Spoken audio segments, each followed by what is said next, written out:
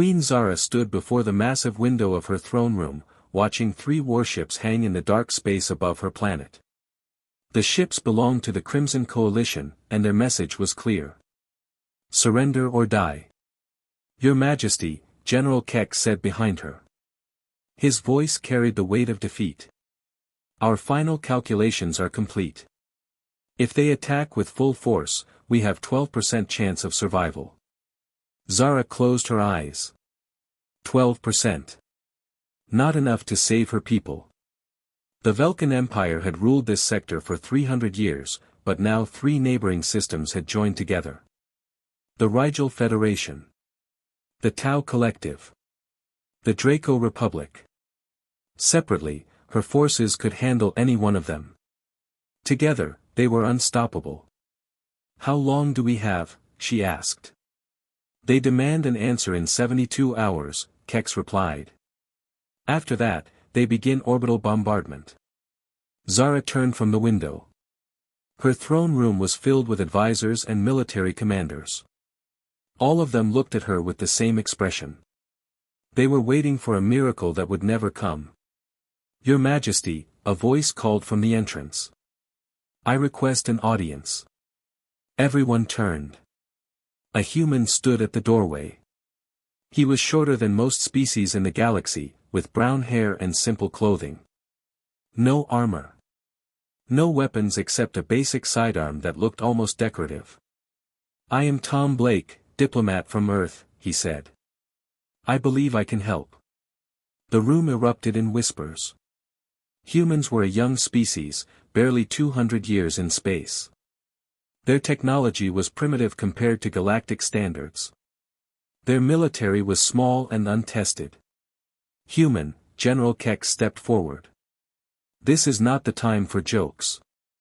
We face the largest military alliance in this sector. Tom walked into the center of the room. His movements were calm, almost casual. I understand your situation perfectly, General. 3 enemy fleets. Overwhelming numbers. No chance of victory through conventional warfare. Then you understand why we cannot waste time, Keck said. I also understand that conventional warfare is not the only option, Tom replied. He looked directly at Queen Zara. Your Majesty, Earth offers a military alliance through marriage bond. The room fell silent. Marriage alliances were ancient tradition among galactic royalty, but they required significant military backing to be meaningful. You offer yourself? Zara asked. I do. General Kex laughed harshly. What can Earth provide? Your species has no significant fleet. Your weapons are generations behind current technology. Tom smiled slightly. We have other strengths. Such as? Zara asked. Despite herself, she was curious. Adaptability. Creative thinking. The ability to find solutions where others see only problems. Tom gestured toward the window. Those ships out there rely on standard military doctrine. They expect you to fight the same way every other species fights. Because that is how wars are won, Keck said. That is how wars have been won, Tom corrected. Until now. Zara studied the Human Diplomat. He was completely calm, despite being surrounded by beings twice his size in a desperate military situation. Either he was insane, or he knew something they did not. What exactly are you proposing? She asked. A formal marriage alliance between the Velkan Empire and Earth, Tom said. You gain access to human military advisors and specialists. In return, Earth gains a powerful ally in this sector. How many ships can Earth provide? General Kex demanded. Ships are not our primary contribution, Tom said. Then what is? Tom was quiet for a moment. Me. The silence stretched until someone in the back of the room actually laughed. General Kex shook his head. Your Majesty, this is madness. 1 human against 3 fleets. Not against, Tom said. Through. Zara felt something stir in her chest. Hope, perhaps, or desperation? Explain. Your enemies expect a conventional defense. Fleet against fleet. Army against army. They have planned for every standard tactic in military history. Tom's voice remained completely steady. They have not planned for human tactics. Which are? Zara asked. Tom smiled, and for the first time, it reached his eyes. Chaos. The next day, news of the proposed marriage spread across the galaxy. The Crimson Coalition leaders reacted with amusement. General Voss of the Rigel Federation was quoted saying, "The Queen marries a pet human in desperation. This changes nothing." The wedding ceremony was scheduled for the following evening. Royal protocols demanded a celebration, even under threat of war. Representatives from dozens of worlds arrived to witness what many considered the last act of the Velkan Empire. Queen Zara stood in her private chambers as servants prepared her royal wedding dress. The fabric was traditional Velkan silk, silver and blue like her scales. She had never imagined her wedding would happen under such circumstances. "Your Majesty," her advisor Nina entered. "The human has arrived. Send him in." Tom entered wearing formal Earth diplomatic attire. A simple black suit with minimal decoration. He looked completely out of place among the elaborate alien fashions, yet somehow that made him stand out more. Having second thoughts, he asked. Zara turned from her mirror. "Should I be?" "Probably." Tom walked to the window. The enemy fleets were closer now, visible without magnification. "What I am about to do will change how the galaxy sees humans forever. Once that happens, there is no going back." "Are you having second thoughts?" Tom was quiet for a long moment. "No. Your people do not deserve to die because 3 governments decided they want your territory." Something in his voice made Zara look at him more carefully. "You have done this before." "Something like it." Tom turned back to her. "Are you ready?" The ceremony took place in the Great Hall, with over 1,000 guests. Representatives from every major power in the sector watched as Queen Zara and Tom Blake spoke their vows. The human tradition was simple compared to Velkan customs, but the meaning was clear. As they completed the final ritual, binding their 2 peoples in alliance, Tom whispered something to Zara. "What did you say?" she asked. "I said the interesting part starts now." At that moment, the lights went out. Emergency power kicked in seconds later, bathing the hall in red light. In the confusion, Zara heard shouts and screams. 6 figures in black combat gear had appeared among the guests, moving toward the royal platform with deadly purpose. Coalition assassins. Velkan guards rushed toward the threat, but they were too far away. The assassins had planned their approach perfectly, using the ceremony as cover to get close to their targets. The first assassin reached the platform and raised his weapon toward Queen Zara. She prepared to die. The assassin's weapon flew from his hands. Zara blinked. Tom was no longer beside her. He was somehow behind the assassin, moving with fluid grace that seemed impossible for his species. The assassin turned, confused, and Tom struck him in the throat. The blow looked gentle, but the assassin collapsed instantly. The second assassin fired at Tom. The human was not where the blast landed. He was rolling behind a ceremonial pillar, already reaching for something at his waist. Not his sidearm. A simple dinner knife from the reception table. Tom threw the knife. It struck the second assassin in the wrist, causing him to drop his weapon. Before the assassin could react, Tom was moving again, faster than anyone expected a human could move. The third and fourth assassins tried to coordinate their attack, but Tom seemed to anticipate their movements. He grabbed a ceremonial banner pole and used it to trip one while striking the other across the face. Both went down hard. The fifth assassin, seeing his team falling, turned his weapon toward the crowd of guests. If he could not kill the queen, he would create maximum casualties. Tom was there first. Somehow. He had covered 20 feet in a blink, moving through the crowd like he could see the future. He tackled the assassin from the side, and they both crashed into the royal table. When they separated, the assassin was unconscious and Tom was holding the man's weapon.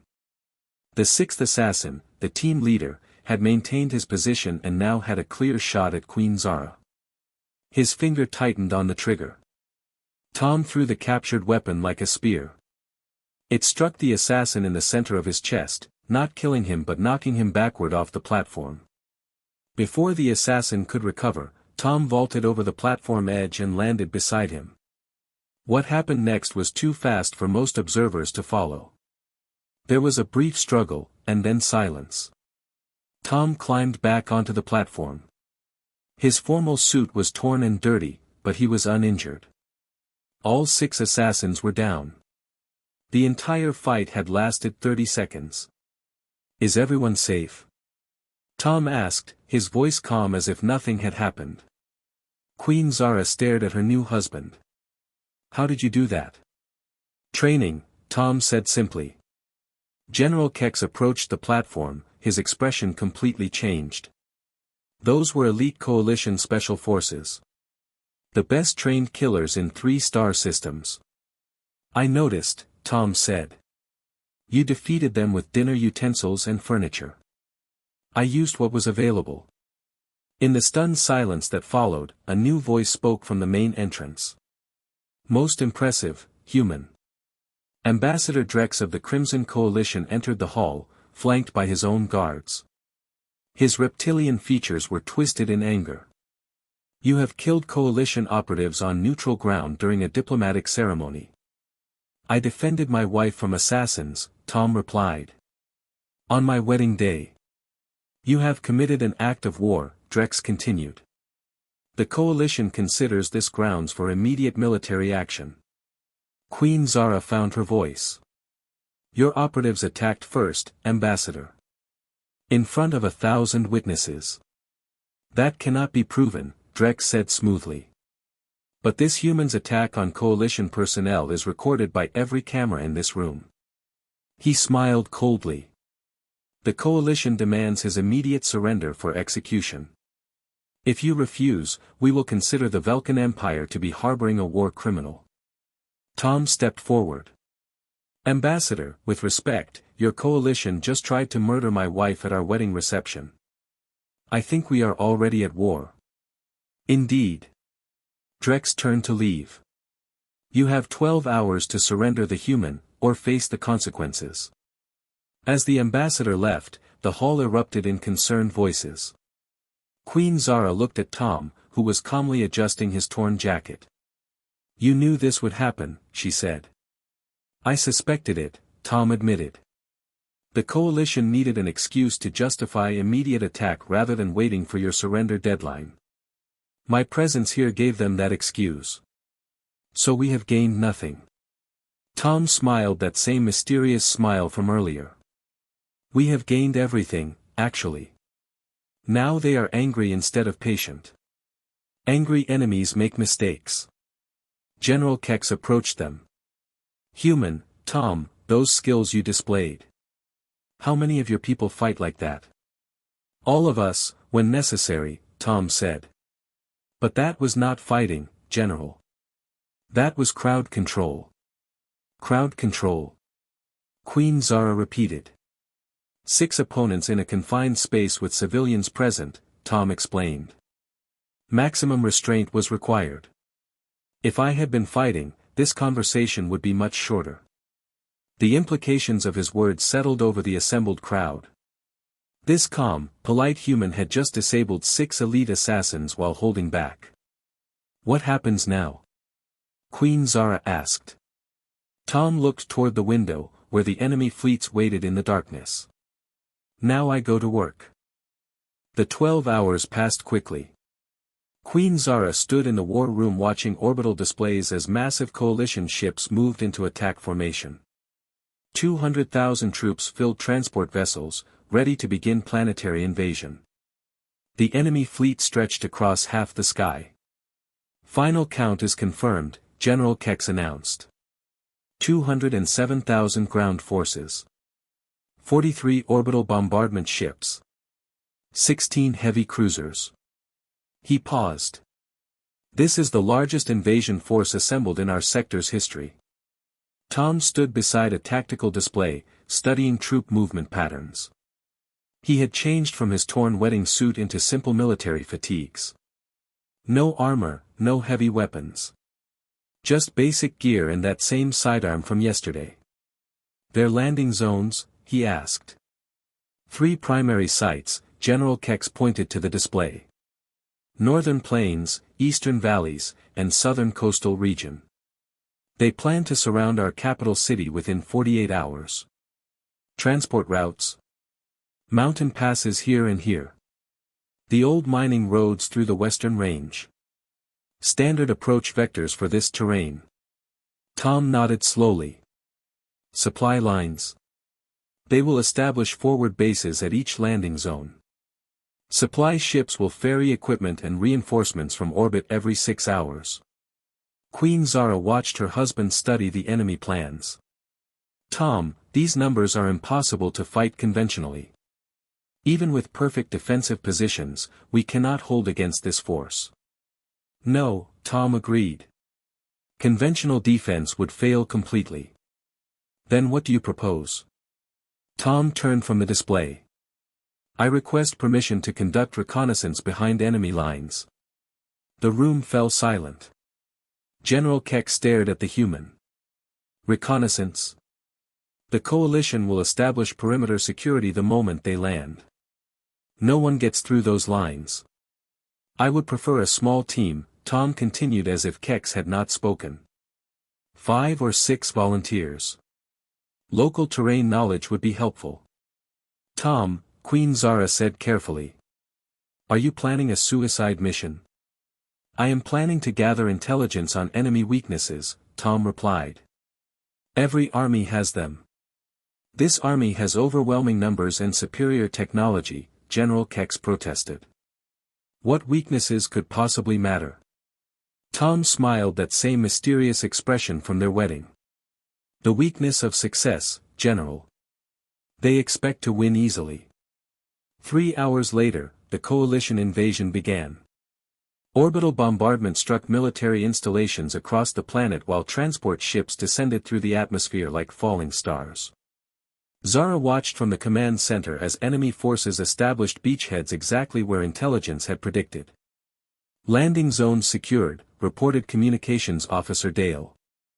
Enemy forces are deploying according to standard galactic military doctrine. No surprises? General Kex asked. None. They are following the textbook perfectly. Tom finished checking his equipment pack. Basic rations for 3 days. Standard communication gear.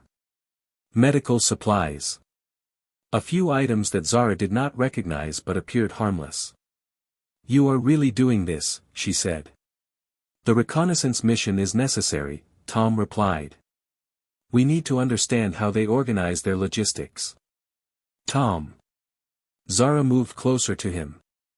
Yesterday you defeated 6 elite assassins in 30 seconds. Today you want to walk into an army of 200,000. I am beginning to think my husband is insane. Tom paused in his preparation. Your Majesty, may I ask you something? Of course. How does your military train for combat? Zara was confused by the question. Standard galactic methods. Formation fighting. Tactical coordination. Weapons proficiency. Unit discipline. All focused on direct confrontation. That is how wars are fought. That is how your wars are fought, Tom corrected. Humans have a different approach. Which is? Tom shouldered his pack. We fight the war our enemy is not prepared for. An hour before sunset, Tom and his volunteer team reached the edge of coalition territory. The team consisted of 5 local soldiers who knew the mountain terrain. Brave fighters, but none had experience with unconventional warfare. Remember, Tom told them as they crouched behind a ridge overlooking the northern landing zone. This is reconnaissance only. We observe, we learn, and we return with information. Sergeant Mills, the team leader, pointed toward the enemy encampment. Sir, that base has 15,000 troops and automated defenses. How do we get close enough to learn anything useful? Tom studied the coalition setup through binoculars. Perfectly organized military efficiency. Perimeter guards walking predictable patrols. Supply convoys moving on schedule between landing zones. Command posts positioned exactly where military manuals recommended. They are following every rule in the Galactic Warfare Handbook, he murmured. Is that bad? Asked Private Reed. For them, yes. Tom lowered the binoculars. It makes them predictable. That night, impossible things began happening to the coalition forces. A supply convoy traveling the mountain road between landing zones simply disappeared. 20 vehicles carrying ammunition and medical supplies vanished without a trace. No distress signals. No wreckage. No survivors to explain what happened. At the eastern base, motion sensors began reporting phantom contacts. Guard units would rush to investigate, find nothing, then return to discover their communication equipment had been disabled. Repairs would be completed, then the same pattern would repeat at different locations. The southern coastal base lost contact with 3 patrol units during the night. Search teams found the patrol vehicles abandoned and undamaged, but the crews were gone. Personal equipment remained behind, including weapons and communication gear. Coalition commanders demanded explanations from their officers. Sir, reported Major Vex at the northern base. The missing supply convoy was traveling a secure route with full escort. Our orbital scans show no hostile forces in that region. General Voss, commanding the invasion from his orbital flagship, was not pleased. Convoys do not simply vanish, Major. Find them. Yes, sir. We have increased patrol frequency and strengthened escort units for all supply movements. What about the missing personnel at the other bases? No clear explanation yet, sir. The abandoned vehicles show no signs of struggle or combat damage. General Voss studied reports from all 3 landing zones. These incidents could be sabotage operations by local resistance groups. Possible, sir. But the coordination required would be extremely sophisticated. The Velkans have competent special forces, Voss said. Double perimeter security and maintain constant orbital surveillance. The next day brought worse problems. At the eastern base, Commander Drex discovered that their primary ammunition depot had been completely emptied during the night. Security cameras showed nothing unusual. Guard logs recorded normal patrol activities. But every single artillery shell, energy pack, and ammunition clip was gone. How is this possible? Drex demanded from his security chief. Unknown, sir. The depot was under constant guard. Motion sensors showed no unauthorized access.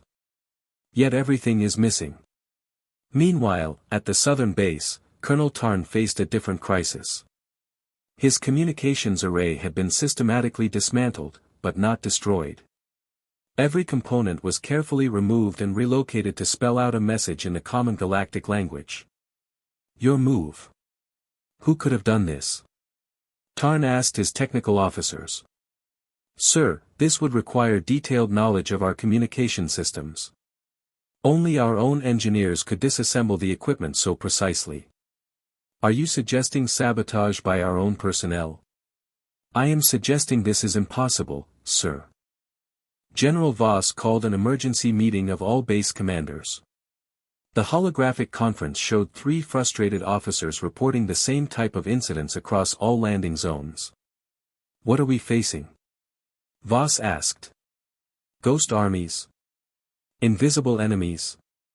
Major Vex spoke first. Sir, I believe we are dealing with highly trained infiltration specialists. Probably Velkan special forces using advanced stealth technology. Our orbital scans detect no such technology, Voss replied. Commander Drex disagreed. This appears to be psychological warfare, sir. The enemy wants us to feel helpless and confused. Well, it is working, Colonel Tarn muttered. General Voss studied the reports again. How many actual casualties have we taken? 0, sir, all 3 commanders replied. 0. Voss was surprised. No killed or wounded personnel. The missing patrol units were found this morning, Major Vex reported. Alive and unharmed, but with no memory of what happened to them. They were discovered 20 miles from their vehicles, sleeping peacefully in a forest clearing. Their equipment? Missing, sir. Weapons, communication gear, and armor all gone. General Voss was quiet for a long moment. Someone is playing games with us. Orders, sir. Commander Drex asked. Maintain high alert status.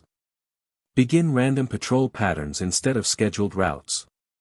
Change guard rotations every 4 hours instead of 8. Voss leaned forward. And find out who is responsible for these incidents. That night, Tom and his team crouched on a mountainside overlooking all 3 coalition bases. Through night vision scopes, they could see increased activity at every location.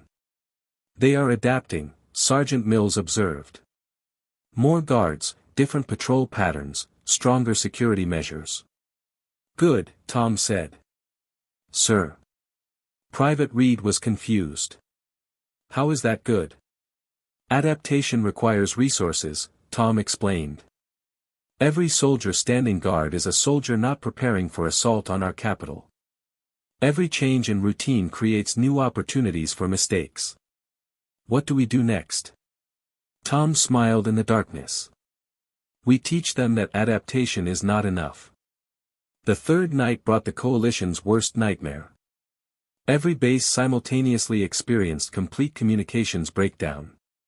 Not damaged equipment this time, but systematic interference that made coordination impossible. Units could not contact each other. Orbital Command lost contact with ground forces. In the confusion that followed, coalition soldiers began reporting encounters with a figure they could not properly describe. A shadow that moved through their camps, always staying just out of clear sight. Guard posts would report brief contacts, but when reinforcements arrived, they would find only disabled equipment and unconscious personnel. The figure never fought directly.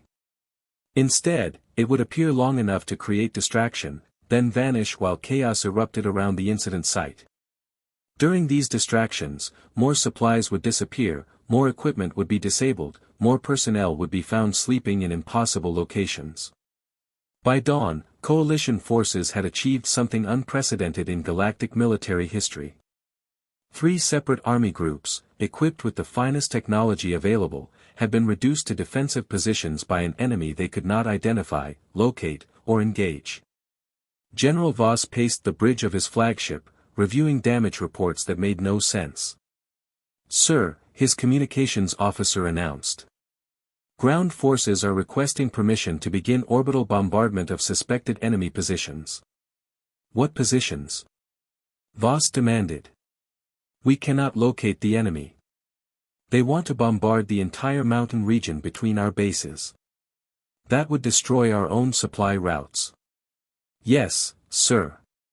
Voss stared at the tactical display showing his ground forces. 48 hours ago, they were positioned for rapid assault on the Vulcan capital. Now they were barely maintaining defensive perimeters around their own bases. Sir, his intelligence officer approached. I have a possible explanation for the incidents. Please. There are reports of a single individual operating alone behind our lines. Multiple sightings describe someone matching human physical characteristics. One human. Voss was incredulous. Against 3 army groups. The description matches the Human Diplomat who married the Vulcan Queen 2 days ago. General Voss was silent for a long moment. Get me everything we know about human military capabilities. An hour later, his staff had assembled a brief report on human warfare. Sir, humans are a young species with limited space military experience. Their technology is primitive compared to current galactic standards. Their largest military unit is equivalent to our battalion size. What about individual combat training? Unknown, sir. Humans have no significant military reputation. Voss studied the report, then looked back at the tactical display showing his confused and demoralized ground forces. Patch me through to Queen Zara of the Velkan Empire, he ordered. Sir. I want to speak with her human husband. General Voss stared at the communication screen in his flagship command center.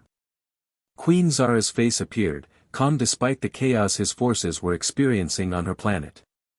General Voss, she said formally. To what do I owe this unexpected contact? Your Majesty, I wish to speak with your husband. Tom is currently conducting military operations, Zara replied. I can relay any message. Military operations? Voss almost laughed. Your Majesty, we have 200,000 troops on your world. What military operations could one human possibly conduct? Tom's voice came from off-screen. I can answer that myself, General. Tom stepped into view beside Queen Zara. His appearance shocked Voss. The human looked completely relaxed, clean, and rested. This was not how someone conducting guerrilla warfare behind enemy lines should look after 3 days of combat operations. You are responsible for the incidents affecting my forces, Voss stated. I am responsible for gathering intelligence on coalition military capabilities, Tom replied. Your forces happen to be in the area. My commanders report impossible activities. Equipment vanishing without trace. Personnel found unconscious in locations they could never have reached. Communication systems dismantled by invisible enemies. Tom nodded thoughtfully. Your forces are very well trained, General. They follow protocols exactly as written in standard galactic military manuals. That is proper military discipline. For conventional warfare, yes, Tom agreed. But this is not conventional warfare. Voss leaned forward. What kind of warfare do you call it? Human warfare. Explain. Tom was quiet for a moment, as if deciding how much to reveal. General, your species have fought the same way for thousands of years. Formation battles. Territory control. Direct confrontation. You have very sophisticated technology and excellent tactical training for that kind of fighting. And humans fight differently. Humans fight to win, Tom said simply. We use whatever methods work best for each specific situation.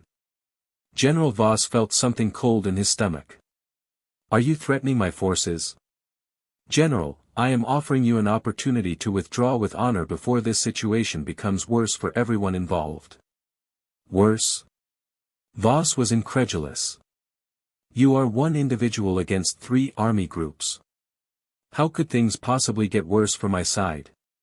Tom smiled, that same mysterious expression that Queen Zara was learning to recognize. Would you like a demonstration? Before General Voss could respond, alarms began sounding throughout his flagship. His communications officer turned with confusion. Sir, we are receiving emergency signals from all ground bases simultaneously. What kind of emergencies?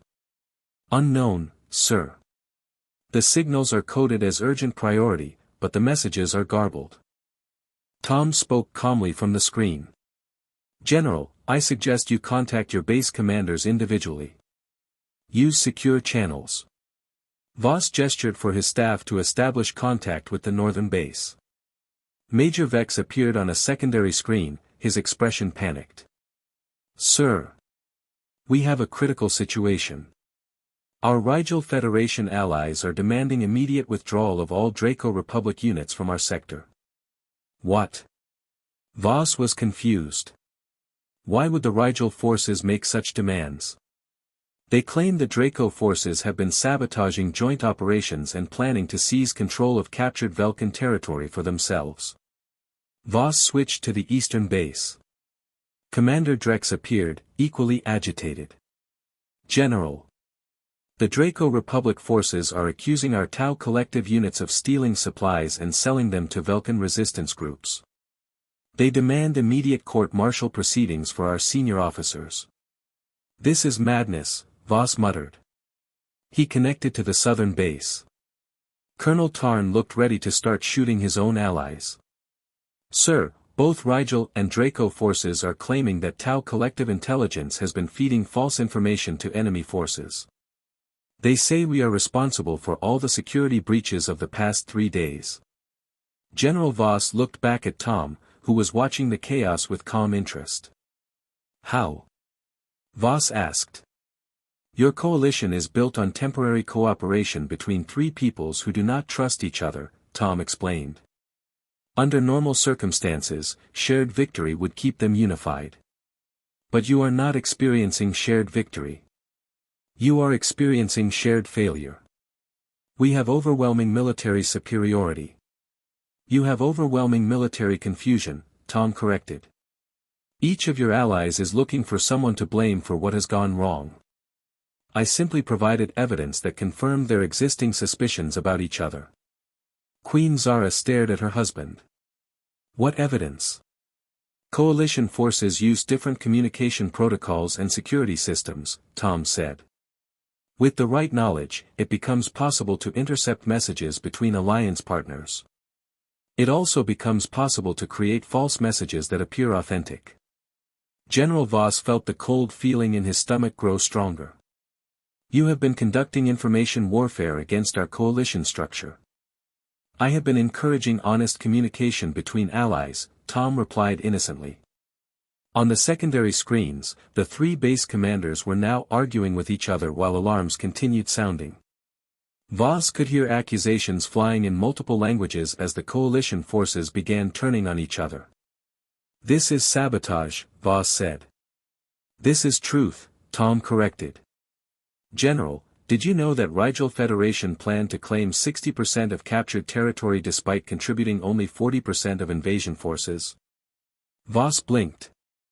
That information was classified at the highest levels. Did you know that Draco Republic has been conducting secret negotiations with mining corporations to sell extraction rights in this system before the war even ends? More classified information. Did you know that Tau Collective Intelligence has been developing plans to eliminate Rigel and Draco leadership once Vulcan resistance is crushed? General Voss stared at Tom in horror.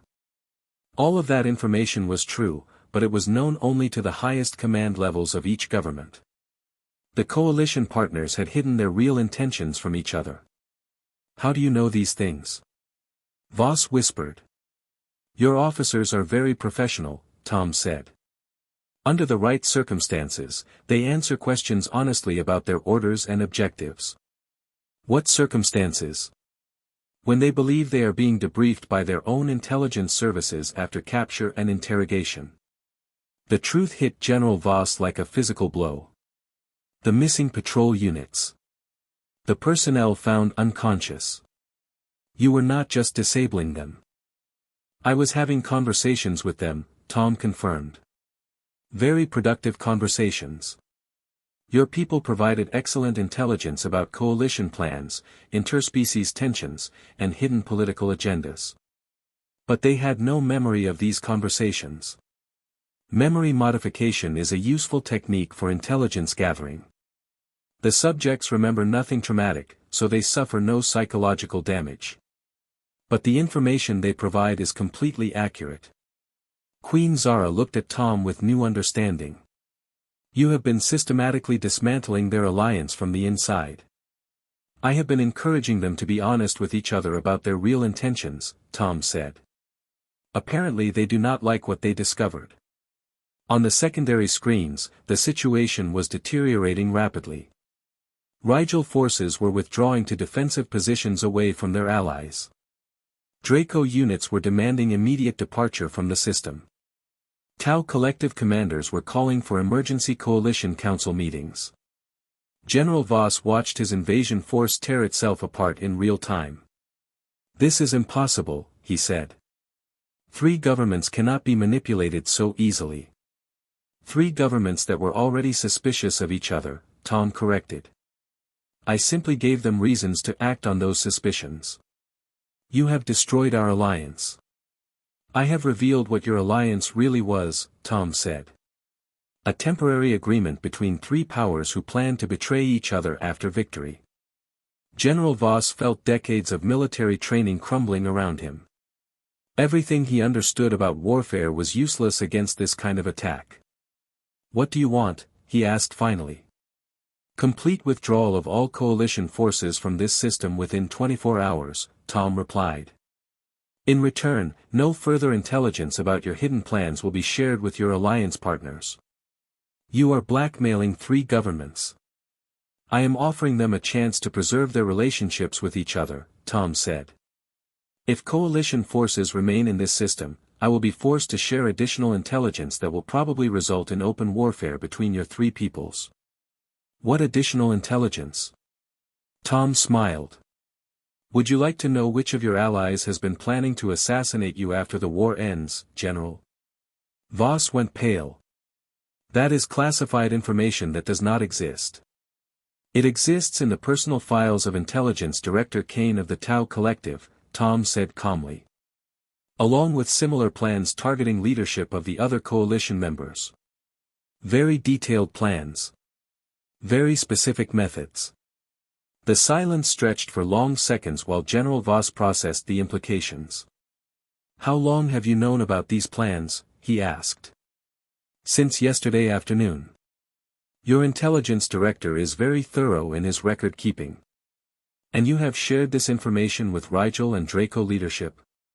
Not yet. But if coalition forces do not withdraw peacefully, I will be forced to ensure that all alliance partners understand the complete truth about each other's intentions. General Voss looked at his tactical displays showing three separate armies that were no longer cooperating with each other. Some units were already pulling back to their landing zones without orders. Others were establishing defensive positions against their former allies. This is not how wars are supposed to work, he said quietly. This is how human wars work, Tom replied. We fight the war our enemies are not prepared for.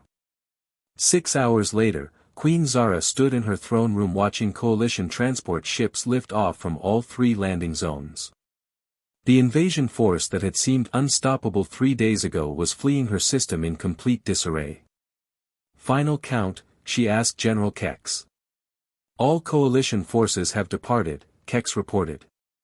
They are maintaining separate flight paths and different destinations. No coordination between the three fleets. Casualties on our side? 0, Your Majesty. We never fired a shot. Tom entered the throne room, finally wearing clean formal attire again. He looked like he had spent the past 3 days attending diplomatic meetings instead of single-handedly destroying the largest military alliance in galactic history. How did you really do it? Zara asked her husband.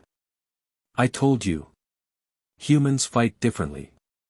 Explain differently. Tom walked to the great window overlooking the capital city. Most species in the galaxy have similar approaches to conflict. Direct confrontation. Superior force. Territorial control. They understand war as a contest between armies. That is what war is. That is what war was, Tom corrected. Humans learned long ago that the strongest army does not always win. Sometimes the most creative army wins. Sometimes the most patient army wins. Sometimes the army that changes the rules wins. And you changed the rules. I changed the game, Tom said. Instead of fighting their armies, I convinced their armies to fight each other. Queen Zara was quiet for a moment. Will they return? Eventually, probably. But not together. Each government now knows that their former allies were planning betrayal. They will never trust each other enough for another coalition. So we are safe. For now. Tom turned back to her. But word of what happened here will spread across the galaxy. Other species will want to understand how one human defeated 3 armies without firing a weapon. Is that good or bad? Tom smiled. It means that no one will underestimate humans again. Earth will become a very valuable ally for any government that wants to avoid having humans as enemies. General Kex approached them. Your Majesty, we are receiving communication requests from over 30 star systems. Everyone wants to establish diplomatic relations with Earth immediately. Fear is an excellent foundation for respect, Tom observed. Queen Zara looked at her husband with new understanding. This was always your plan. Not just to save my people, but to establish humanity as a galactic power. Both objectives were compatible, Tom said. Sometimes the best way to win a war is to make sure everyone else is afraid to start one. Outside the window, the stars looked peaceful again. But across the galaxy, military academies would soon be teaching new courses about unconventional warfare. And every species would be asking the same question. What other capabilities were humans hiding? Tom Blake smiled and said nothing. Some secrets were worth keeping.